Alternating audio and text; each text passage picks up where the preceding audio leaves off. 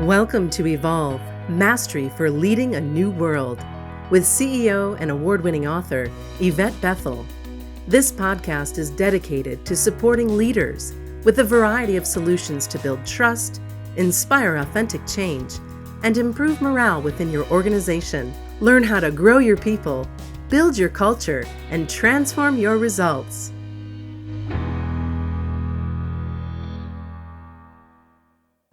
Welcome to Evolve, Mastery for Leading a New World. I'm Yvette Bethel, and this episode is called, Is it the culture or is it the employees? That is the question. The Wells Fargo scandal is an interesting case study that presents the question, did the employees cause it or was it the culture? On one hand, the CEO indicated the scandal happened because of employees. On the other hand, it appears that employees responsible for sales were under duress because of extreme demands. CNN interviewed Susan Fisher, a past branch manager at Wells Fargo, who was terminated by the bank. Fisher refused to comply with directives from her district manager, who instructed her to improve results by any means necessary. According to Fisher, the stress that was placed on her by the pressure cooker culture, fueled by unrealistic sales goals, led to her health problems and subsequently termination. When asked about the circumstances surrounding the opening of over 2 million fraudulent accounts, Wells Fargo's CEO, John Stumpf, responded saying, "I recognize we could have done more earlier. I try to lead with courage and conviction, but of course, we make mistakes."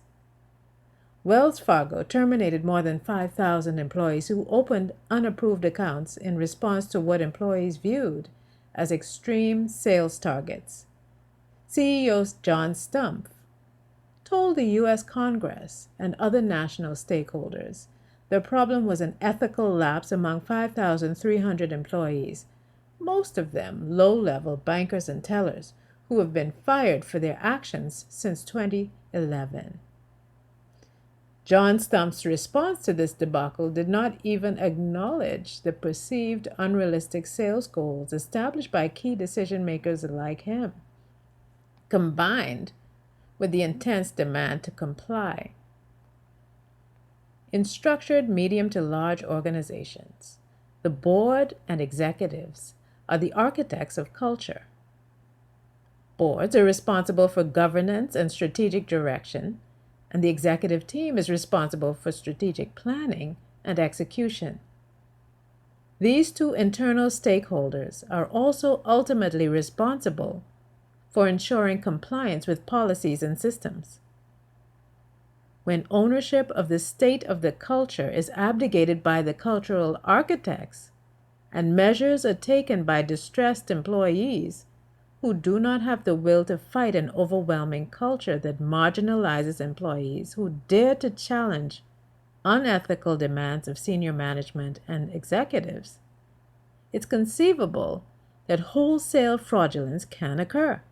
Fraudulent behavior and cover-up usually work hand in hand so that a false appearance of success can be sustained. So let's take a look at how this type of culture self-sustains. One path is through reward and punishment.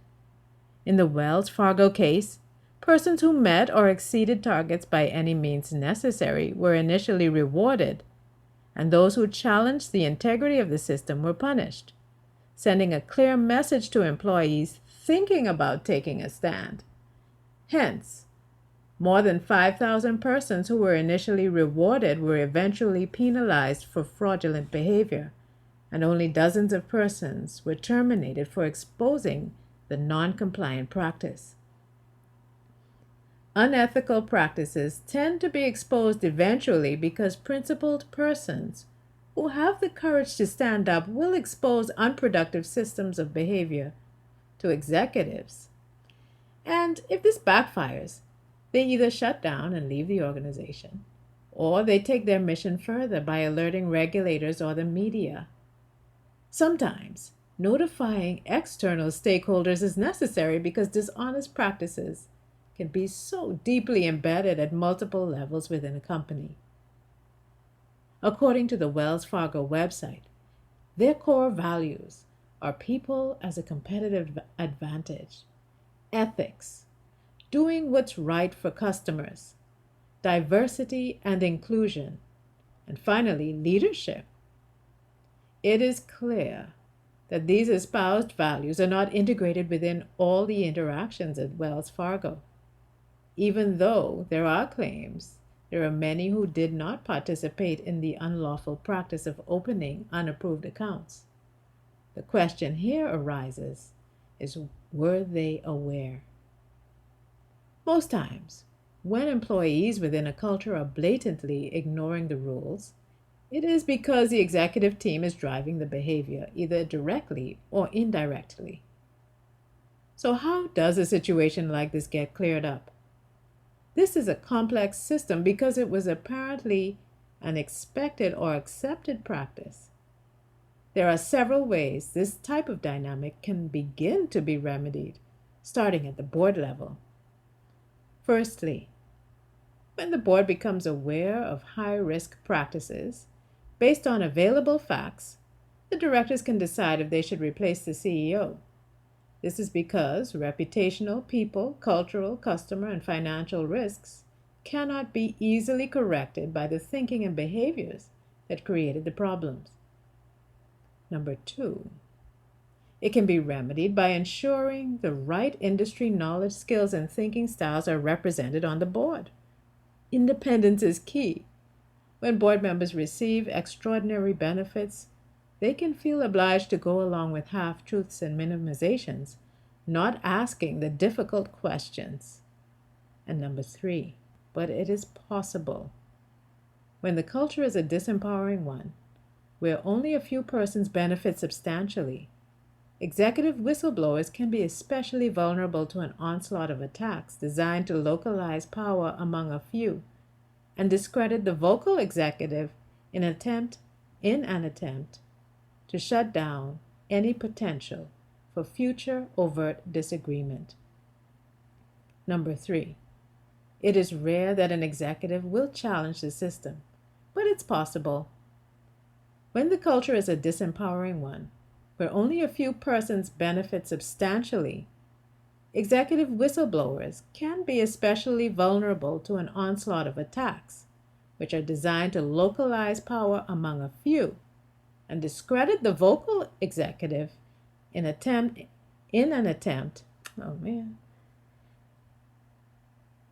It is rare that an executive will challenge the system, but it's possible. When the culture is a disempowering one, where only a few persons benefit substantially, executive whistleblowers can be especially vulnerable to an onslaught of attacks designed to localize power among a few and discredit the vocal executive in an attempt to shut down any potential for future overt disagreement. Legislators and regulators have low tolerance for the anything goes attitude of large institutions that should be protecting their clients. The next step is for the boards in situations like this to define the culture it wants to create and identify the new competencies a CEO should exhibit in order to drive.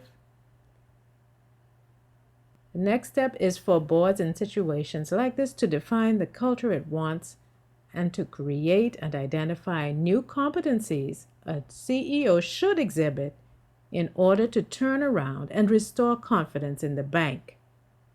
Ultimately, creating shareholder value drove the fraudulent practices. Now, other stakeholders need to be equally considered, namely employees and clients, who in this case have suffered because of unethical practices. In a turnaround situation like this, employees need to become a higher priority because they are the persons who will help rebuild the brand, which is tied to confidence in the organization. While training in ethics is clearly necessary, it should not be the first step. Instead, a deeper dive into leadership, core values, formal and informal reward systems, and strategic imperatives need to happen. This is hard to achieve with a CEO who has blamed the staff for the company's missteps. So to answer the question, is it the culture or employees? Let me put it this way. Leaders are the primary architects of culture.